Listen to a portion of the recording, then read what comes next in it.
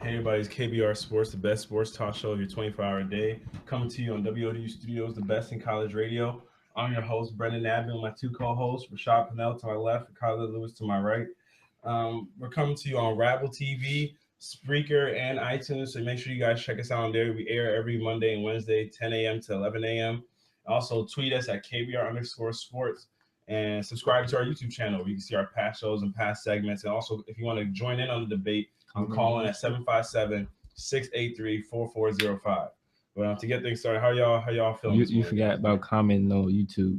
Yeah, all right. Yeah, comment on the YouTube page also, so you can read your comments live during the stream. Yeah, how you guys doing today? Good.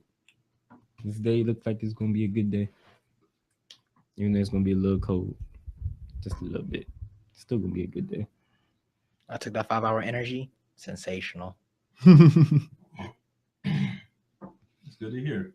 All right, guys, let's get into the topics for today. Starting off, we're going to be talking about the NBA and this players resting at this point in juncture in the season. It seems like everybody gets to this point in the season where they start resting their players, following the Greg Popovich philosophy, it seems. And that's how does it impact the game and the fans, especially. We'll get into that, and also this whole D'Angelo Russell fiasco. What's been a whirlwind of what's swirling around after the story broke yesterday about how his recording of Nick Young impacted the Lakers' performance against the Utah Jazz a couple of days ago on Monday, actually. So we'll talk about that, and we'll also get into Jim Irsay's comments about CTE and the link it has in connection to football. And then finally, we'll give our Final Four predictions to end out the show, and see how you guys may feel if you guys want to also weigh in and join in on the debate. But to get things started, it seems as though this NBA season that now the trend has been for people to start resting their players as we get later and later on into the season. We already seen San Antonio did it last week when they played Oklahoma City in Oklahoma City. They rested their players and they hung in there for the first half, and then they essentially lost by 19. But then we saw last night the Thunder chose to rest Kevin Durant and Serge Ibaka, which resulted in them losing to the Pistons 82-88. And then you see the Cavaliers also rested LeBron James, and it resulted in them losing to the Rockets, who the Rockets came back and won that game. So and they won 106-100. So when you look at the grand scheme of things, and you sit here, you think, okay, yeah, they're resting these guys for the long playoff run and stuff like that. But when they rest these players, it affects the fans coming to see them. As I read for some fans that came to watch the Oklahoma City game, because one guy he's a foreigner, he's a foreign exchange student, came from Germany, and all he wanted to do was come see Kevin Durant. It's kind of his dream. He loves Kevin Durant. And then there's another guy that actually lives here, but he lives a couple of hours away from Houston, and so he drove to Houston to watch the game. Detroit. He came to Detroit to watch the game, and he said, I would say it's got to be a 9.5 out of 10 on his disappointment level of Durant sitting. It's pretty high. It's high. The only thing that would make up for that half is if I get a signature. It would lower if it would go way down. And then the dude's name that's actually the German foreign exchange student is Jarek Higeman, and he said for him this would probably be the only game he comes to in his life before he goes back. I would say like an 8 on my disappointment level because I really wanted to see him, but the whole experience is great for me. So when you guys look at it, and this Billy Donovan made the announcements about 90 minutes before the tip-off. So it wasn't like it was something that was pre-planned or anything. It was legit right before tip. And it was one of those things that it was such short notice. People were kind of taken aback by it. And the statement Donovan said about it, he said, it's not something we're dictating.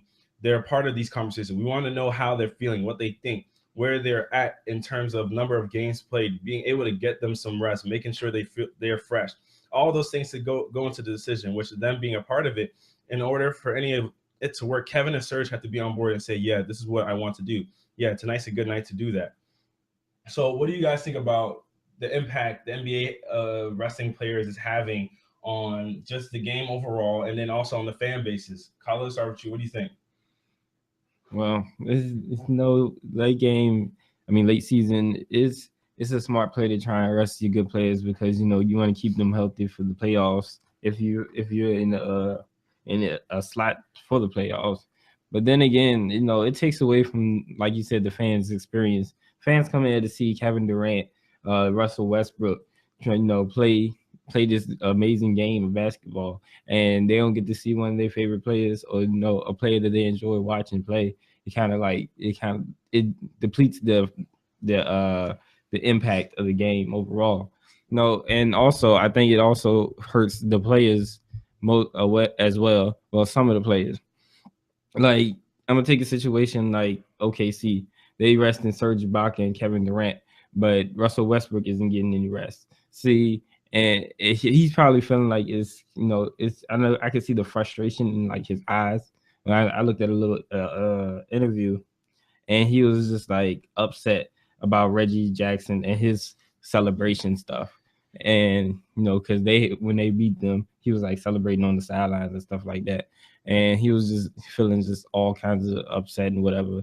But I feel like just him having to take the lead on the team kind of like put the pressure on them, and maybe made him feel like, maybe I need some rest too. And see, if you're gonna rest these players, rest them. Don't rest all of them at the same time or something like that. Rotate them a little bit. Give Kevin Durant one game to rest, and then Russell Westbrook the next game, and then Serge Ibaka or something like that. If you want to rest players, I don't think that they should though, because it takes away from the fans' experience, and you're gonna lose games. Even if your spot is like secure, you don't want to mess up your record or something like that. I know you're going to keep your players healthy and stuff like that, but just having those players on the court not only helps the overall morale of the team, it helps the fans' experience, and it'll get you a whole lot more ratings, airtime, merchandise, all that stuff like that, on the economic side of the thing. Okay, Rashad, what do you think? Shoot. Fans ain't gonna save a coach's job out here. If your team ain't well versed in the playoff, you go in hurt, you don't win a championship, you're out of there. You're gonna look at Scott Brooks. Think about the fan base Oklahoma City's bring in. Huge fan base. Can't win a championship, you're out of there. So still ain't won championship. So I look at it like, I'm doing what I need to do to win a championship. I care about the fans coming to see the game, but at the same time, the more fans in the stands ain't gonna make me win. Unless you're at a certain place like, Golden State, where it's just crazy. But when I look at it, I'm just like, I'm more focused on my players, making sure they're ready going into the playoffs. It's playoff time. This is nothing new. You already know we're gonna rest players. I look at it like when me and Brendan went to see Kobe play. If Kobe did rest and didn't play, I've been like, I'm disappointed. But it's not gonna like take away my experience to still be at a Lakers game. You know what I mean? I just don't get to see Kobe play. I probably get to see him there, but watching him play is something great. But at the same time, I'm like, I'm not gonna sit here and be like, I wasted my money now, because I'm still at a Lakers game. I'm still at my favorite team. Like you have people who like players, but you have players who also like people who like teams. I'm a Lakers fan, not just a Kobe fan. So regardless of Kobe played or not, I would have still got the the experience of being at a Lakers game. Okay, that's a good point you make about the fact that it doesn't save fans don't save a coach's job, and fans don't essentially, like, a coach has to coach for their job. Like, they're coaching to win games. Mm-hmm. But in that same sense, the fans kind of help you get to where you want to be. Mm-hmm. Because Golden State definitely does have the best home crowd there is. Yeah. But Oklahoma City isn't that far behind. Oklahoma City was the best home crowd a couple years ago. Yeah. They Oklahoma City's pretty much right up there with Golden State. Golden State is this war core arena, because when you see guys hitting threes all the dang time, of course you're going to get excited. Mm-hmm. So it's one of those things, and I think it's one of those things. I understand why they do it, but there was a point in time it felt like, because Michael Jordan would try and play every single game back in the day. And I feel like this is sort of a new age revolution kind of thing. Because back in the day, you tried to play all the 82 games if you could. If you never tried, there was no thing about rest. You hear a lot of the old players will talk about it. There was no thing of, we're going to rest guys are going to sit out, blah, blah, blah, this. It was always, we got to try and get out as many games as we can. If you're hurt, all right, you play hurt. If you're injured, you sit out. But if you can play, you can play. That's how it was in the older style. And I feel like as we got into this new age of players, where the game is more, the power is more in the players' hands. And especially after we saw what LeBron did with the move to Miami, when he went to Miami a couple of years ago, and now Greg Popovich has started resting his guys. A lot of people have followed suit. So it can't take away. Yes, as a Laker fan, you're seeing Kobe is an exciting thing, but when you can say, hey, I saw Kobe play once in my career, you can say that. Yeah. You know what I'm saying? That guy got taken away the chance of, because I mean it's a German guy, one of the dudes that was there. I mean, who knows how many scenarios are similar to his? And when you get that experience to be able to say, I saw my favorite player, Kevin Durant, play, or I saw so and so play, and you feel, especially with this new technology that we have that's supposed to help keep players healthier for longer periods of time, you sit there and you're like, well, why are they resting guys so consistently? Because I mean, it's different. Like the San Antonio logic, and the thing is, I think some of it makes it worse because they'll rest guys on like TNT nights kind of games. Like if the Spurs are playing the Warriors, the Spurs are going to sit like 4 guys. And it's like, and then they lose. But it's like, why did you choose that game instead of a game against the Lakers where you played Timmy and you played all these guys? Why would you choose a game against the Golden State Warriors where you know the tickets are selling like crazy against them for that game, and you know a lot of people are going to be tuning in? I guess that's kind of, you guys kind of see that. Can I say something? Yeah, go ahead. I agree. I completely agree with you. Like, I agree with you on the aspect of like, you understand those are big games that everybody's coming to see. That's on TV, nationally shown. You also have like, you know what I'm saying? Like, you do have people who don't get the chance often. You know what I'm saying? They go to a game like once in a lifetime experience. But at the same time, I feel like they're like, well, I didn't know he was going to be there, or I mean, I can't do nothing for him or something like that in a sense. Wait, what do you mean? Like the German guy.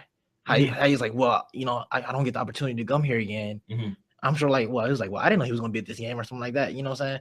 They don't, like, you don't as an owner or a coach or anything, you don't really know who's going to, you know, be at your game. Like, I'm sure in their mind when they go to media, I'm sure they feel bad, like, wow, I really wish I could have gave him this experience he wanted, but I didn't know.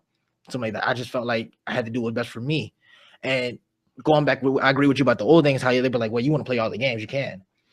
But at the same time, if you look at the team who did that, it was the team that was winning, right? It was the Bulls who constantly win championships. So when you come into it as like you follow what works for that team to win a championship. So when you see the Spurs now, you see what they win championships. This is what they do to win championships. We need to follow them now. They're the trendsetter right now. Kind of like the Bulls were the trendsetter back then. Like, we're gonna play all the games. We gotta make sure we're up to key. You know what I'm saying? Don't miss a game because, you know, shot might get off or something like that.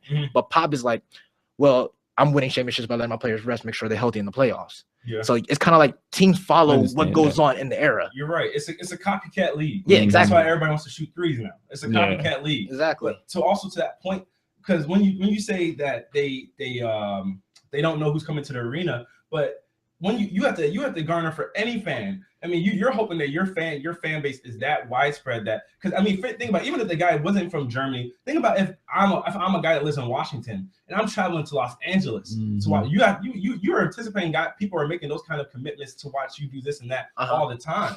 You know what I mean? That's kind paying all this money for a ticket. Yeah, because all favorite player, all the people that fill that stadium aren't all people of the local area. Yeah. Those are people coming from all over. You know, all the Golden State fans travel so well. Those are people that travel from everywhere, all over the place. So when you implement this method, because you're right, it's a copycat league. So when they see Greg Popovich doing it, and then they see how effective these guys are in the postseason. But see, to me, another thing is though, in terms of Greg Popovich doing it, the Spurs players are also older than a lot of the guys that are resting now. Yeah, like Kevin Durant's 28, 29. You know, Serge Ibaka is about the same age. Russell Westbrook's played every game of this season. I mean, he's just athletically a freak. Yeah. And when you see, now you're hearing them start talking about, oh, well, Golden State start resting guys. Stephen Curry's 28 years old.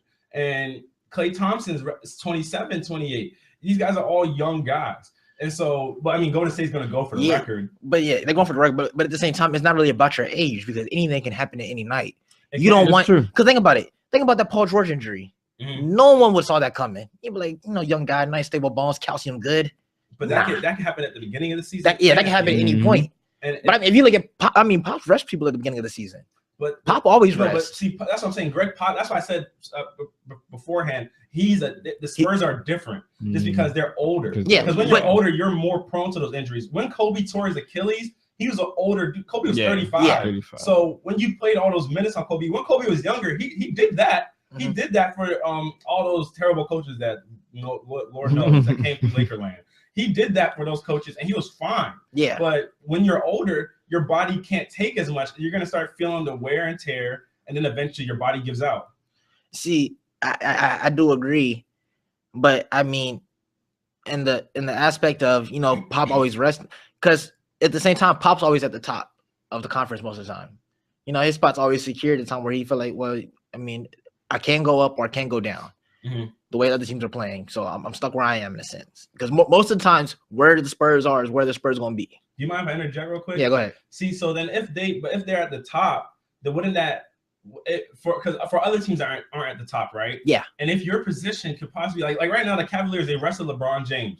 Toronto's right on your butt for the first seed in the East. So you don't rest your best player. Yeah, you know what I'm saying? If it's one of those things that you're not even solidified in your spot, then why do you rest your Do you guy? feel like it's a confidence factor in the team though? Like, think about the Spurs can win anywhere. They can. So I'm saying it's like honestly, home court really doesn't, in a sense, doesn't matter because they can easily take one of your home wins from you. Now you got to go there and take one from them. See, that's what's great about the Spurs. The Spurs is undefeated at home. The Warriors undefeated at home. You can easily go to team and take one of their wins from their home, but can they come easily do that to you? But see, you can rest in teams like that where they can drop and lose the home court advantage throughout the whole playoffs. See, sorry for interjecting on you like that. Well, Carl, you want to say something? No, go ahead. Go ahead. All right. So that's the only thing for me because the Spurs are. I'm putting the Spurs. Spurs is different. They're older. When you see guys like Oklahoma City and whatnot resting people, then what's the case for that? Because say if Oklahoma City played Cleveland in the finals, right? You want home court advantage against Cleveland. Yeah, you still want home court. So you rest your guys, and then Cleveland ends up having a better record than you. Then you have to go to Cleveland and win it. You don't know if you can do that. Oklahoma City hasn't shown that they can do that.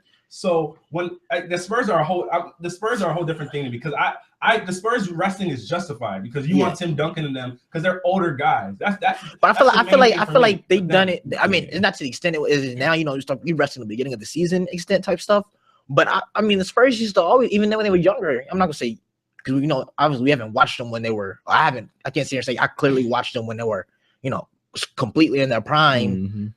Stuff like that. But for the times, for as much as I've been watching Spurs from like high school, middle school ish, they rested. It wasn't as significant as it is now, but they've always been a team that rested. There's always been with Pop's thing was always like, well, I need to make sure my guys are good because it's all about it winning a championship here. Now, yeah, go ahead, Colin. Go ahead. Also, I went to think like taking into effect a point about like positioning in like the playoffs.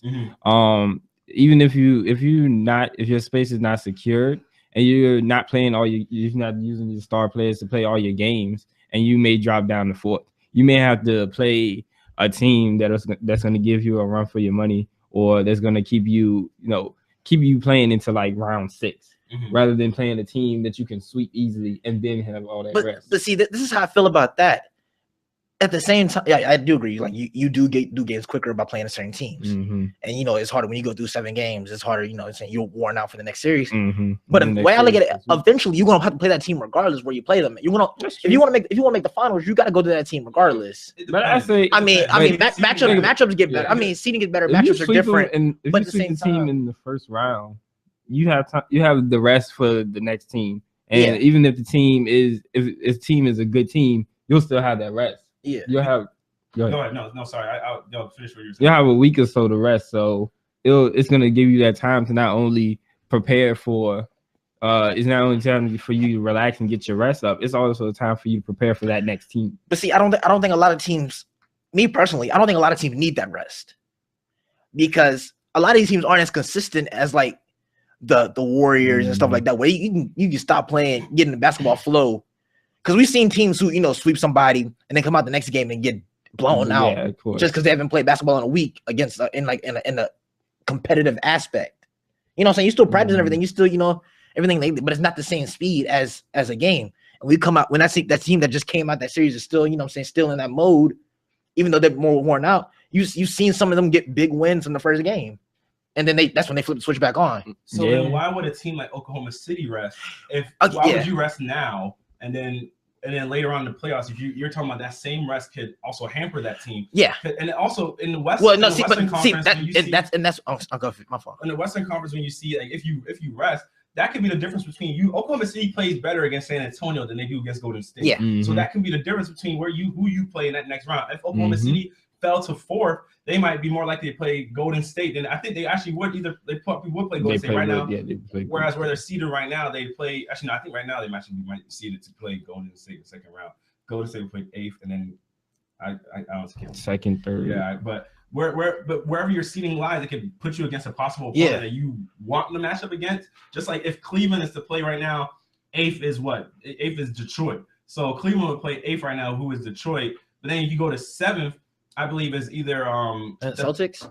No, I think the Celtics are 5th. Yeah, I believe it's either the Pacers or who else? And see that I don't think the Pacers are the team the Cavaliers want, because that Pacers LeBron matchup is always, you know. But do you see? Yeah, I kind of see. Yeah, seeding change. So yeah, when you lose a game and then Toronto can come and end up playing the Detroit, where Cleveland knows they can. I mean, they can do what they want with Detroit. Yeah, but when that seeding changes now, the Cavs will play Pacers because the Pacers is in the 8th spot. Oh, the Pacers are in the 8th. Oh, the Pistons are 7th. Mm-hmm. So the Cavs will play the Pacers right now, and then the Raptors will play 6 is the Hornets, and 5 is okay. You look at some, like, okay, back to your Thunder, thing.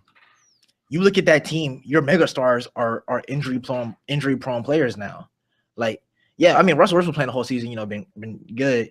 But ever since his freak injury happened to his knee, he's been kind of, you know, wishy-washy with injuries. Kevin Durant's been wishy-washy with injury. And you still have, when you lose one of those players, how big of an impact it makes on your team. And certain coaches and certain owners fear that. They fear going into playoffs, like, we can't lose this guy. We can take a couple of losses. We can change the matchup as long as we have them in the playoffs.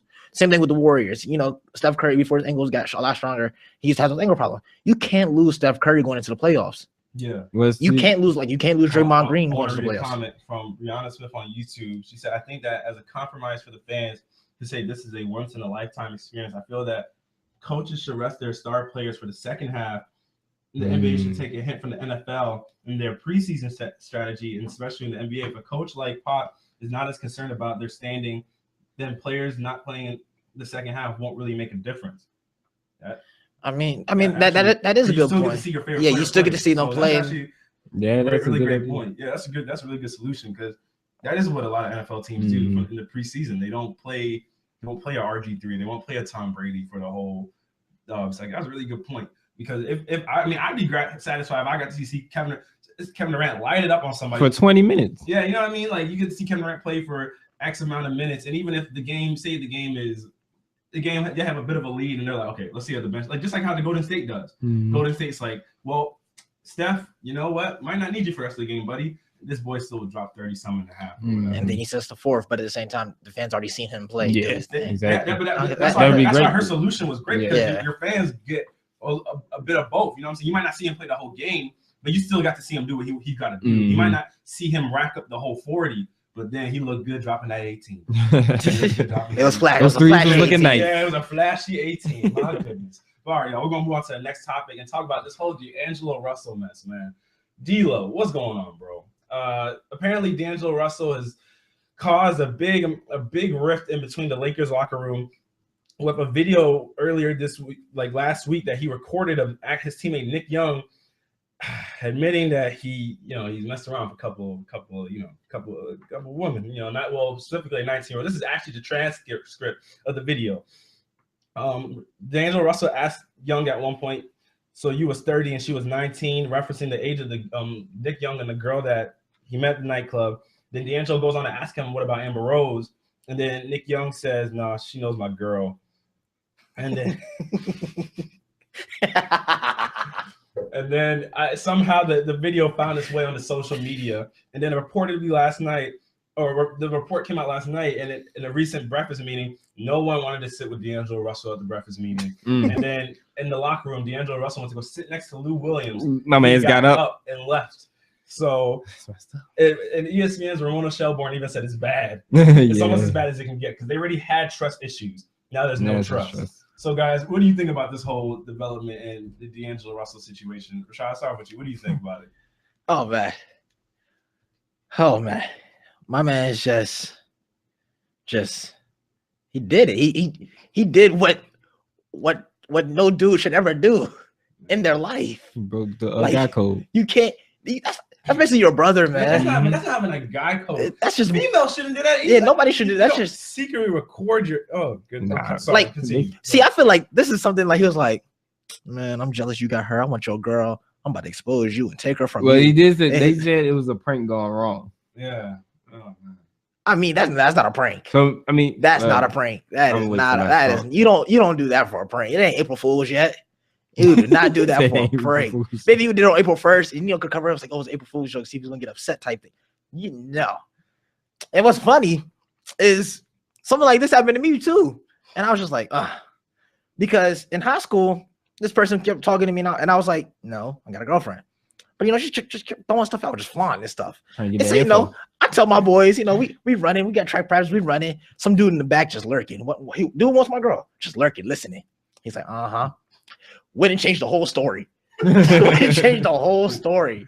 I'm like, you can't do that, man. So like, I understand why this man get shunned, man. I understand. But as far as they get blown out, no, they just bad. That's why they got blown out. Apparently, I mean, they lost. It tied a franchise worst. They lost 75 to 120. They lost like 48 points. I mean, when people tie that, it's like the Bucks would be back. It's like they think D'Angelo Russell get all the points, so like teammates ain't passing him the ball no more, so he ain't scoring no more. No, that's not the case. The Lakers just bad. Yeah, well, yeah. The Lakers just bad. That plays into it too. I can't say they was dysfunctional playing basketball because my man, they got trust issues. Are you left? They would bump and take care for their pregame ritual. Watching the game, there were points and times where I'm looking at D'Angelo Russell, he's wide open. Yeah, I mean, and then there were times that he's calling sets when he's bringing the man's a point guard. And then he's calling something. Everybody legit stood there and looked at him. Like I'm in my room watching this game. I'm like, what is happening? Like I'm watching it. I'm like, this doesn't look right. Because there was a point in time that legit everybody, like I can legit point to the positions everybody was on the court. See, I'm D'Angelo Russell right here. You're Kobe Bryant. That's Lou Williams. That poster back there is Brandon Bass. And the door is Roy Hibbert. Legit, everybody just stood around the windows, looked at him, and was like, you got it. Like they just looked at him. I was just like, wow. I mean, I understand. He was shady. Like that was a snake move. That had to be the most snake move. Hold this L, D'Angelo. All right, let me get to Colin. Colin, what do you think about it? All right, so this is actually kind of funny. This is a funny story. That's messed up.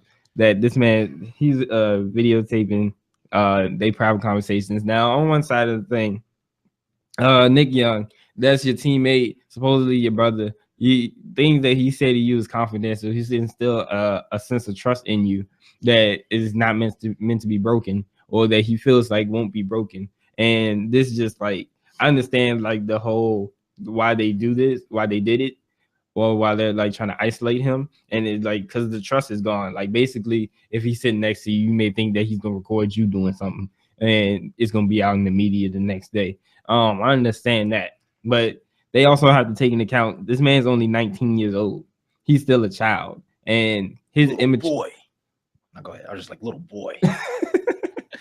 This man is a child, and you have to take into account this. He's not even 21 yet, so his immaturity in this league where you're expected to be an adult, it'll definitely show up in times, or show its face. So one thing that isolating somebody, especially a young person that's still trying to develop as an adult in this league, is like isolating them is gonna like ruin them, because everybody has even if they don't show it, people are still hurt by some of the things that you do. Even if D'Angelo Russell is like, oh, maybe it was a prank. He thought in his mind it was a prank because he's 19 years old versus Swaggy P who's 30, and he's like, oh, this is just a prank. So he probably gonna laugh after I show it to him. And when he realized that it wasn't like that, he probably felt some regret inside him. He had to, and just them shunning him is gonna make him feel even worse because he's so young and he's still trying to find himself.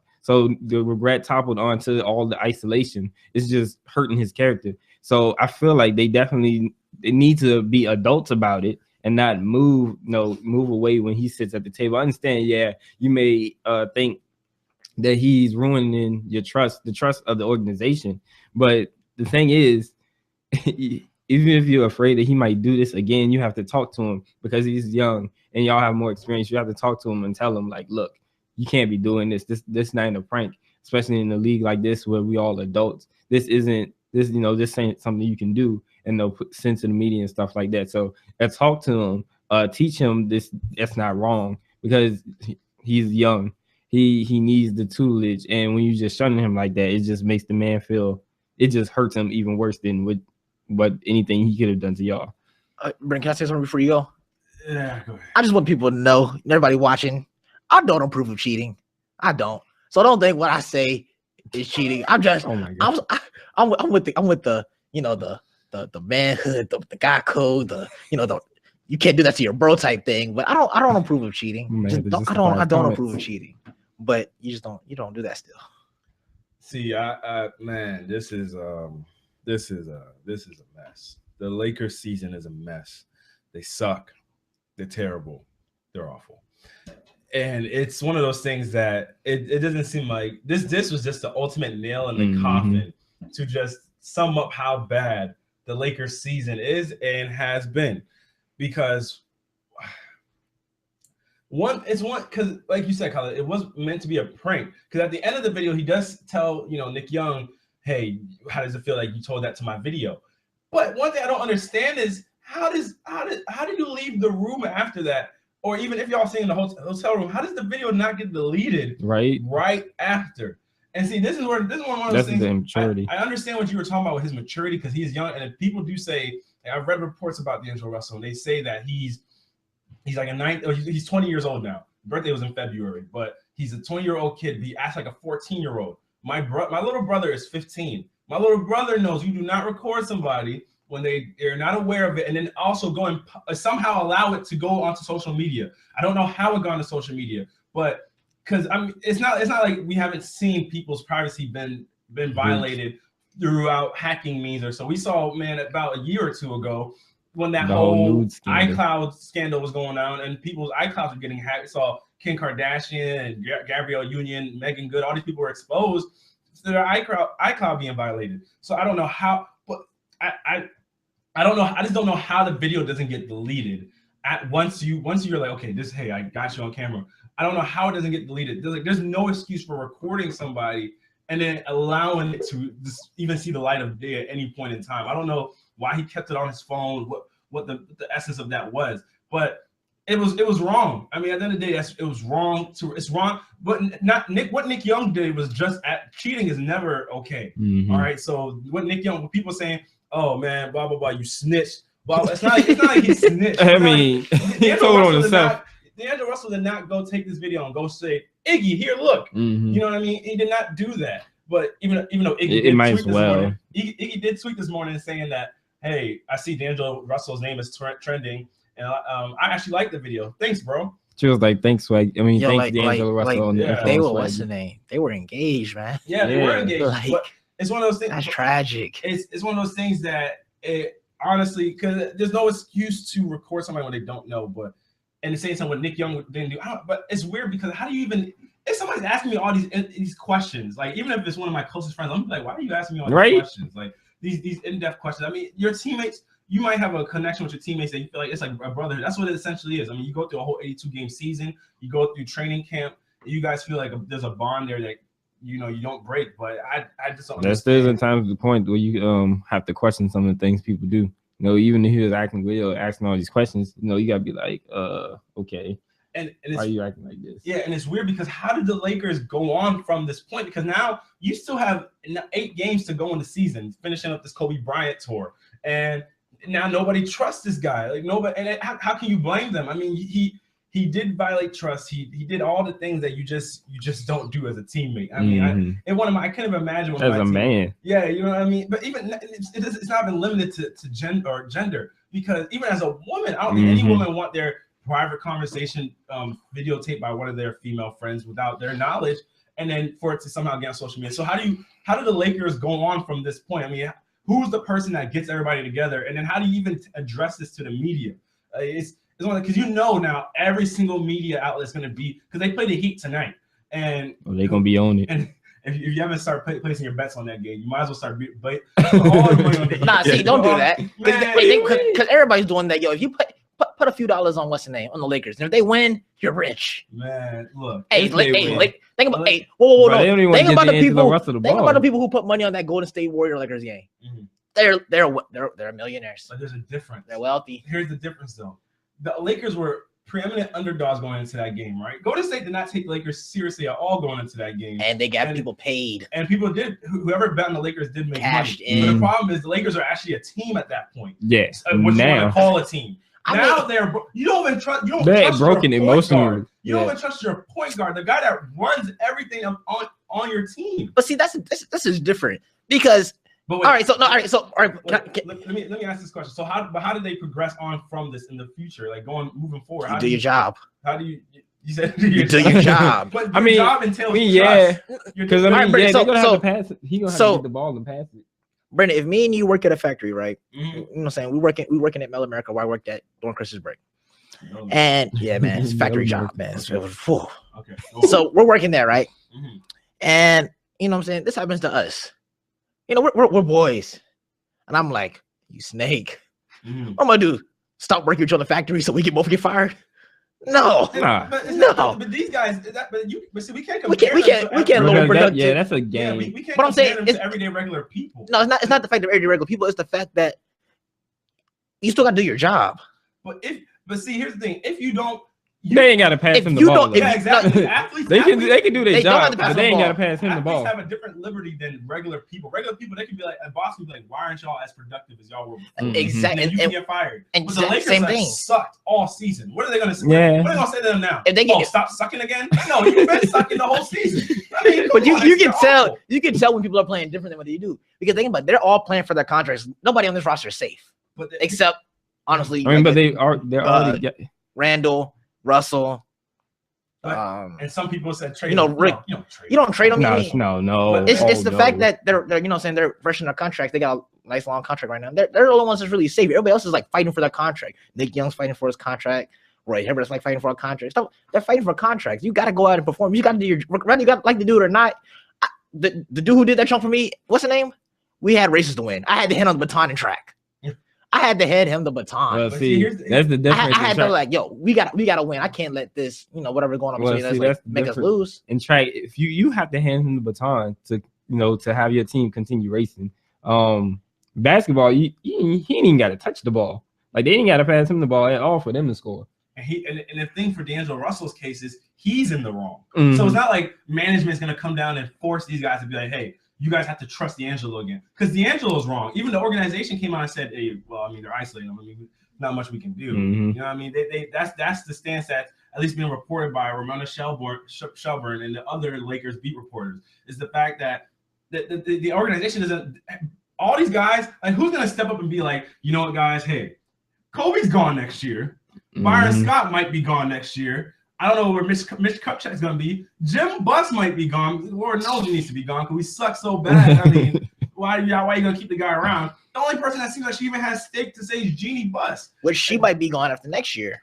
Because then she said she'll step down if they don't have one season. They didn't kept their word. Jim Buss was fired 2 years ago. And they didn't keep their word. Jim Buss was supposed to have been gone. She said, I was going to fire my brother if he couldn't give us a productive team in 2 years. He was still there. It's been 2 years. He's still there. And he's still here. So, yeah, they don't keep their word for squat. But it's one of those things that who's that person? Is it Kobe? Is it Kobe? Especially after we saw Kobe and Shaq. Kobe's going to be the guy that everybody. Hey, guys, look. There's problems, but we got to you guys shouldn't have any beef. Honestly, though, I think Kobe might do that. Because Kobe now regrets, like, both him and Shaq both regret not staying together because of how dominant they could have been for years to go. Yes.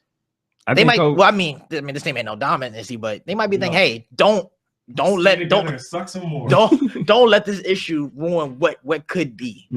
But the thing is, here's the only thing: what could be. And then the other thing is, Kobe's not around for what can be. You're right. Kobe's gonna be gone. So people are gonna say, you can say that, but you're gonna be gone. You have 8 games left in your season. We got to deal with this guy for the next year or whatever, through training camp.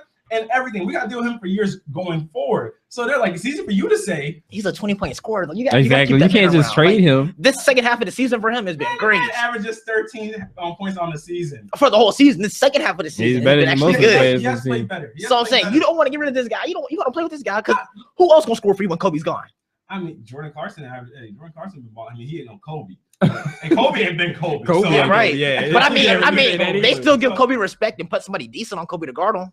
Yeah, now they gonna take that decent person and put on Clarkson. They do, but from the standpoint of it is just that now. I mean, I don't agree with this. This you whole, just don't want to disrespect disrespect Kobe though. This whole premise that they should trade D'Angelo Russell. No, that's crazy. Number 2 pick. I mean, come on, that's number 2 pick. But it's like, how do you get the guys? Because now, see how it affects the whole Lakers franchise. If I'm Kevin Durant, I want to go to somewhere in free agency. Why the heck do I want to go there? That place is just dysfunctional. They don't got nothing in order, and everything's just going wrong. And then apparently you have a fear that somebody gonna videotape you. This is LaMarcus Aldridge's fault. Oh, this is all his fault. This whole season is his fault. This is LaMarcus Aldridge. Rashad, we're so bad. LaMarcus Aldridge would not have fixed this. He would have made a difference. No, come on, yo. I'm sorry. He would not take away Roy Herbert's pitifulness and put in him. No, he would not have fixed this. I mean, he wouldn't have fixed it. He made it better. We would have won about 10 or 5 more games. Nah, we would have won that. He would have had the Melo effect. I'm sorry. He would have had the Melo effect. Kobe would have been averaging more points. I honestly D'Angelo Russell would have been having more assists per game. Kobe's taking more threes than he ever has in a season in his career. Because he ain't got nobody. You don't want to attack the basket. He can't blow past anybody. Yeah, he don't want to attack the basket. I'm not trying to disrespect Kobe, but the fact of the matter is, you see the percentage where his shots are coming from the long twos, long threes. He can't blow by defenders like he used to. It's either tough contested threes, fadeaway mid-range shots, or at that instance where he gets by somebody and looks like we do a throwback Thursday for the dunk or whatever he gets, or a layup or reverse layup. We celebrate Kobe's reverse layups now. But do you know who can't do that stuff? Who? Russell. Ice in my veins. Yeah, he can't do it. He can't. Well, I mean, he does it to a degree. Ice in my veins. I mean, my man has won 30-some point game this season. Let's not get carried away. But it was 39. Though, but that's not gonna stop them. They're not gonna stop them from isolating the man. Ice in my veins. No, D'Angelo Russell can't. Wait, this is what they should do. That centerpiece, but even when Kobe was asked, who's that guy that you see handing the torch down, he said, I don't see nobody that can hand the torch down in the roster. He's not lying. You're right. Nobody's been that guy that he's like, okay, well, you know what? You're the next great. You're the next guy to carry us to promise. No. It's not. And what's sad, they're not gonna find that in no 8 games. This is how I look at this isolation thing. When they say isolate him, they mean isolate him on the court, let him ball out because he ice in his veins. No, that's not what they mean. Isolation plays all day, all game. Remember that SpongeBob meme where SpongeBob's sitting at the coffee table like this by himself? That's D'Angelo. Nah. That's what they mean by isolation. Y'all take the isolation the wrong way. Isolation. You can't sit at the main table. Isolation is the isolation on the court. It ain't even isolation in the locker room. It's isolation on the court. Stop changing the report. Stop changing the report. The report obviously said isolation in general. No, he isolation plays. He got ice in his phone. That's for damn sure. He can't even keep the damn on videos on his phone. His phone's messed up. He need to keep stuff on his phone. But I think man got instant share on his phone or something. He just gained as a basketball player a lot more respect from me because now I gotta gas him because nobody else will now. Just like I did the Jaguars. Nobody else will, so someone has to. So, but you can't do that. So what do you look for in this terms of credibility? Like, do you look to be a credible person in any kind of sports talk? Because do you look to be credible? Because you support. What's wrong with supporting? No. There's nothing wrong with supporting. But now you're like, I gotta gas him. Mm-hmm. But there's nothing to gas. The 39-point game in ice my veins. Okay, and so then when people gas Jimmy Butler, you had a problem with that. And he's actually a two-way player. So exactly. don't tell me such thing as everybody's a two-way player. Everybody can guard. So wait, everybody plays offense. Everybody plays defense. Okay, all right. Rashad, some people just do it better. Some people just do it better. I don't like Jimmy Butler. Why you say Kawhi Leonard? No, I had to say Jimmy Butler because I know that's the root of that's the one you don't like. The reason why you don't like Jimmy Butler is because somebody was gassing him. Now you want to do the same hypocritical thing and gas D'Angelo Russell. What sense does that make? Because nobody likes D'Angelo Russell now. That's the difference. See, like people like Jimmy Butler. Everybody liked Jimmy Butler when they was gassing him. Nobody likes D'Angelo. So he needs that gas support. You're just hating. Just like the Jaguars. Yeah. You had those people that was like, I'm a Jaguars fan, on the side, raise your hand. It's like kind of high up a little bit. That's what you got to gas them. Oh my God, no. But I don't even gas the Jaguars like that. I just like them now. Actually, I am. I'm a fan. I can honestly say I'm a true fan of the Jaguars. People commented. I'm so sorry if I did not read your comments. It was a good topic. But Rudy Henderson commented, do you think that the negative perception of D'Angelo along with the disarray of the organization will hurt the Lakers in fielding free agents? Mm-hmm. Definitely. Mm-hmm. I mean, this is just so dysfunctional. And then when he said, what if the trade is for DeMarcus Cousins and a pick? Honestly, it's definitely going to hurt their ability to get free agents. But even if you trade for DeMarcus Cousins and a pick, you're just bringing Sacramento here. We don't got nothing around them that would make DeMarcus Cousins any more productive than he's being in Sacramento. Mm-hmm. It would pretty much be the same scenario. Even if you got a pick, it wouldn't be if you trade D'Angelo Russell away. He's the guy that you want pairing with DeMarcus Cousins, Julius Randle, and Jordan Clarkson. So you trade him away, and any GM that makes that decision to trade D'Angelo Russell, that's crazy, and DeMarcus Cousins, you need to be ashamed of yourself. Vlade Divac, if you ever did that, traded DeMarcus Cousins and a pick for D'Angelo Russell, that's a shame. That's a highway robbery. There's no way you're telling me you're trading the best big man in the game for a rookie averaging 13, 3, and 2 turnovers. No. Look at him from the second half of the season, averaging 20 something. Got a couple more assists. Rashad, look at Jimmy Butler's season. Don't say that. Look at Jimmy Butler's season. Yes, trash. Exactly. And so D'Angelo Russell's second half. You know what? No. It's better. We don't talk about Jimmy Butler here. This is a no Jimmy Butler zone. Not doing it. No, because this is going to turn into a debate that obviously is just an obvious point, but then you're not going to go with it at all. Just to stick to your guns, just to stick to your roots. And then all right. Jimmy Butler is better. All right, Jimmy Butler is better than D'Angelo Russell. No, that's not the question. What's the question? That's not the question. It's the question of Jimmy Butler's a good player, and just admit it. He's a good player. He's a good. Yeah, that's all good. But he's not better than. Now you're right in the sense he's not better than LeBron and Steph. But your hatred for him is invalid. No, it's not. Unvalidated. It's because they said he's better than him, and they're just gassing way too much. You're giving way more reasons for D'Angelo Russell now. So you hate D'Angelo Russell. You're saying, people gas Jimmy Butler. You're doing the same thing. But people don't build hate for players like I do. Oh my God. People don't build that kind of hate. You know that? Like the whole world not gonna build their hate because of KBR Sports. Bro, people hated LeBron. Yeah, you seen Twitter? Man, people will hate somebody. They want to hate somebody. Kyrie didn't do nothing wrong. My man's in 10,000 memes. My man got cheated though. Well, I don't. Let's not just. You're not gonna disclose that. Let's not just throw that out there. We don't got all the facts. Don't you play tonight? Don't you play the Rockets tonight? Was it tonight or was it last night? They played last night. How many he have? They lost. How many he have? Yeah, like 20. Then because LeBron not enough. Yeah, that 45. Oh my God. He didn't win her back. Wow. Oh, okay. I don't. Oh man. Okay. On gas prices. To the next one. Yeah. Okay. And Rudy commented back and said, "Well, we are talking about the Kings. Yeah, we are talking about the Kings, but that's the same Kings that held out on pulling the trigger on trading for D'Angelo Russell earlier in the season when he had all that hype behind him. And D'Angelo Russell has shown the potential to be a great player in the NBA, but hey, Rudy, ice in my veins. It's one of those things that hey, he was wrong in this instance. He's wrong in this instance, and now all the free agents looking. Kevin Durant's a free agent this summer. You look at all the guys. LeBron's a free agent this summer. I mean, everybody assumes he's not leaving Cleveland.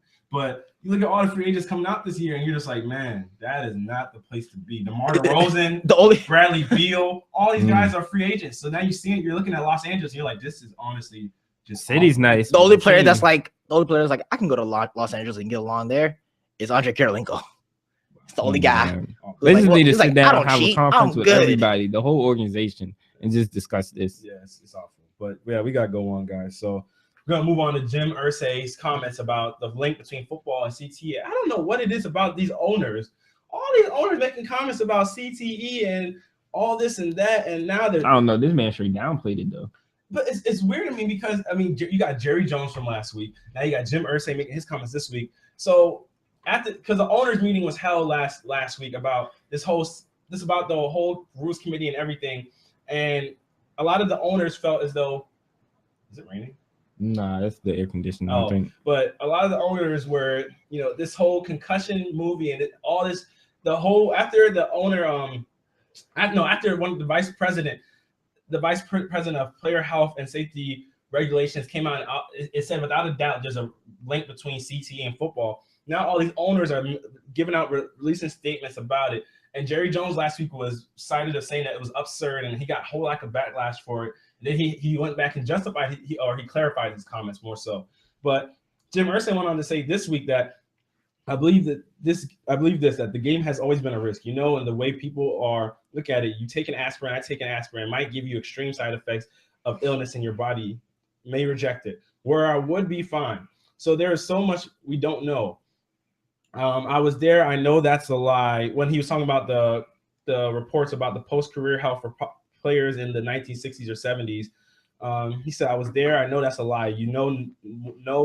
No one knew anything. The only thing we know and always knew is when you strap on that helmet and go out on the field, boy, you are taking a risk, but the reward is something. It's worth it. And he obviously said, he went on to say, obviously, we are not going to go into the situation where we put players in almost like balloon-like equipment, where it becomes like a pillow fight, so to speak. And then Jim Irsay, I guess, on wordplay, because you obviously had to know the backlash Jerry Jones got for using the word absurd. But then he went on to say, in reference to football tying in with the suicides and murders players have been committing, he said, I believe that is just so absurd as well. And it is harmful to other diseases, harmful to things like when you get into the use of steroids, when you get into substance abuse, you get into the illness of alcohol and addiction. It's all things that contribute to it as well.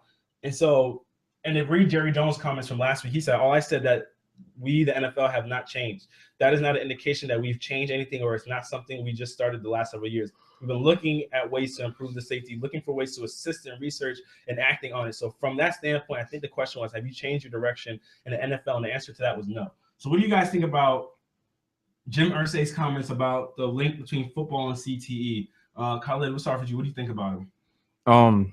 Well, some of these comments is just like, man, like how could you like say some of these things when these players, these are things you gain revenue from your players. So to say that these things, you take aspirin, I take aspirin, I get side effects, this, that, and the third.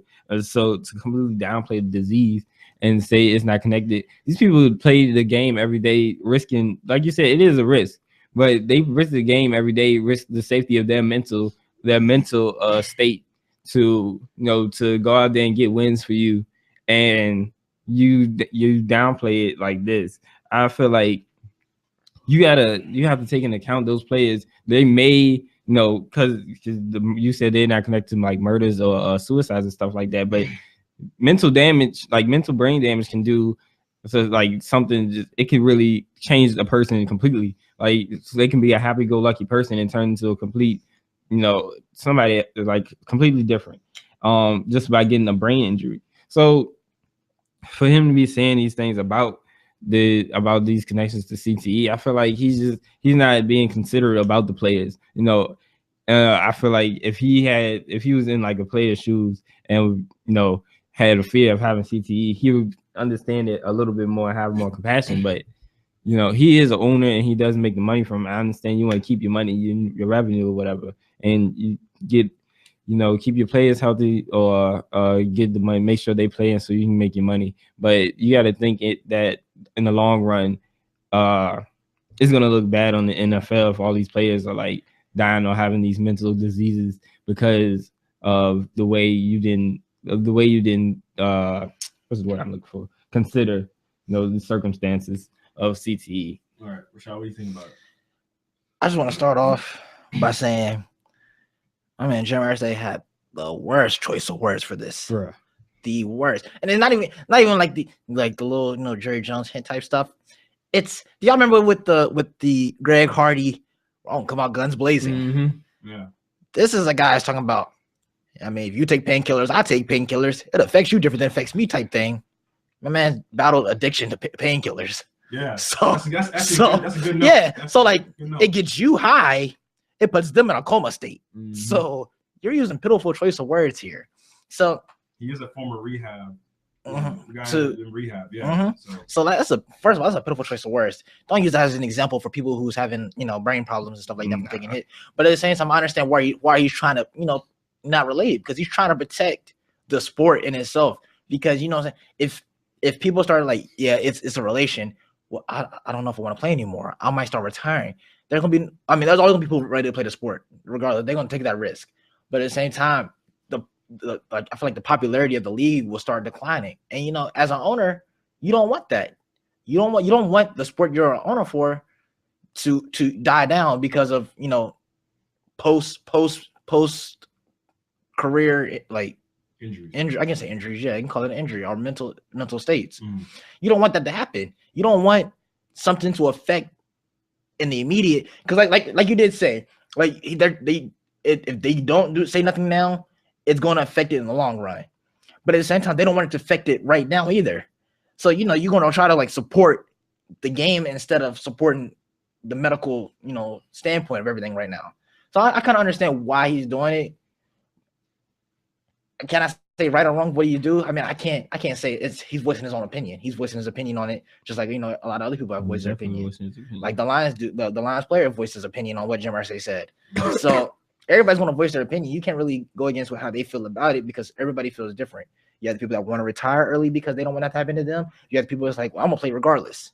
So you can't. I don't know. Well, I feel as though his comments were I feel like they can be inconsiderate depending on, because if you ask like the family of Junior Seau, a lot of these families that have had people die from CTE, because CTE is not something that you can test until a person's dead, so you don't know if they have it until they're dead. So I feel as though it could be a little bit inconsiderate to them. I understand exactly what Rashad's saying, because I feel as though his comments are, because the NFL, I mean, the owners are and stuff are the NFL, like that's their brand, so they're trying to protect the shield, they're trying to protect the league. But in that same sense, even though you're trying to protect the shield, you can't give off this fake perception as if the NFL isn't connected to CTE when you're vice president of health and player health and regulation. So it definitely is. There definitely is a connection. So when you have your guy, what's his name? Something Miller. I can't remember his name fully, but when he comes out and says a statement like that, and for Jerry Jones and for you to say that use a word, especially when you saw Jerry Jones had the backlash of saying the word absurd, and then you use a figurative choice of words to use the word absurd, then somebody could be like, okay, well, all right, man, because that to use that word can show a kind of a bit of inconsiderateness that you should show in the situation to all those people that's families have suffered from players dying from CTE or the next fourth. So as far and the thing that makes it weird for me is because the New York Times released a statement talking about how, I actually have the article right here actually, talking about how the NFL from concussions from the time period of 1996, I believe, through 2001. Yeah. So the NFL was trying to order the New York Times to print a retraction on the story that the NFL had covered up over 100 diagnosed concussions that were left out of the studies that were conducted through 1996 through 2001. And stars like Steve Young and Troy Aikman were among the players who suffered concussions that were not accounted for. And then 0 concussions involving Dallas Cowboy players were documented in the NFL's research during that period. And then the research was published in 13 peer-reviewed articles beginning in October 2003, and was supposed to be based on a full account of all diagnosed concussions from team doctors that had been reported from 1996 to 2001. So when you're missing, and that's 10% of the total. That's a lot of information. Yeah, that's 10% of the total number of concussions that took place. So when you're looking at something like that, and you see a report like that, and it's like, what is the NFL trying to hide, kind of thing? Even though they're trying to ask for a refraction from the New York Times, you ask the kind of things like, what are they trying to hide and whatnot? And I know they're trying to, because now the players have more information than they ever had about concussions. And like Rashad said, it's a choice.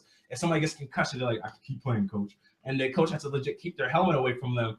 Then that's one of those things that players is a choice, but you also have to protect the players in the same sense. And maybe people that are looking to play football down the line, they should know this information that the two things can have a link, especially for young kids playing, because that's when your brain is still developing. So all that head trauma you take can affect you down the long run, especially as we see now, high schoolers are more athletic than they ever been, faster, stronger. And so when he says things like this, and now it seems like the owners are trying to kind of create the bridge that no, there's not a connect, when somebody that's the vice president of your health and regulations already said there is. It's kind of contradictory. I mean, do you guys have any last things to say about this before we go on to the next thing? It's going to be, you all have people, you never really have people in the middle. You always have people far to the left or far to the right on the situation. So it's going to be hard to find the people who try to accommodate both in a sense, because you're either right or you're wrong in some people's eyes. All right, you can't change that. Khaled, what about you? Do you have anything else to say? Or I do feel like they may be trying to they was trying to cover something up, just the loss of all the information. And Jim Irsay is his choice of words just wasn't good at all. And if you're trying to have a standpoint on this matter, you should have more words that aren't like absurd. Absurd is just a harsh word. all right. Yep, I totally, man. It's this whole situation, because now that whole concussion, the whole settlement the league had with the players beforehand has been reopened up, and now they have to redebate this in court again over this whole concussion matter. So we'll see how that plays out. But going on to our last topic is actually going to be our Final Four predictions going to college basketball, gentlemen. And we have Oklahoma going against Villanova and Syracuse playing UNC, matchup of the ACC. So who do you guys have winning in these Final Four matchups to round out to go into the championship game? And the Final Four games will actually be played on April 2nd. So who do you guys have? Your picks. Colin, how about you? Who do you have? I got Oklahoma in the game against Villanova, and surprisingly, I got Syracuse for the game against UNC. All right, Rashad, what about you? I got Oklahoma beating Villanova, and I got UNC beating Syracuse. Okay, and as the stat line goes right now, Villanova is a 2-point favorite over Oklahoma, and UNC is practically a 10-point favorite over Syracuse. See, now you can't look at that with that game, because I kind of like the NFL division I don't know, Syracuse, when you play Syracuse always gives us a run for our money. And the thing is, we can't shoot. We can't shoot. And if we can't shoot them out that, well, they're never gonna get out the 2-3 zone. But we can't knock down shots in the 2-3 zone, we're gonna lose. That zone is a problem. That zone's giving everybody. That zone took UVA for a problem. But it'd be different. Yeah, it'd be different if they didn't see it as often. But I mean, UVA saw it constantly. That's the thing, and we see it all the time too. Yeah, you think that you'd be accustomed to playing against the zone, but we see how it plays out. Because sometimes Syracuse team is a different breed. Yeah, I'm going to pick Oklahoma. I'm going to pick UNC because I have faith that Marcus Page and the rest of the guards will show up to play. The minute I said it, I felt regret. Like, I felt regret the minute I said Marcus Page and the rest of the guards have to show up. Like, I don't know why I felt regret. Because our guard play has been great. Our guard play has been great this tournament. Y'all have played a lot better. But it's one of those things that you just never know when the moment gets so big. Since when was the last? I think last time UNC won the championship 2009. Am I correct? Yeah, 2008. So the last time they won the championship. Tyler Hansbrough.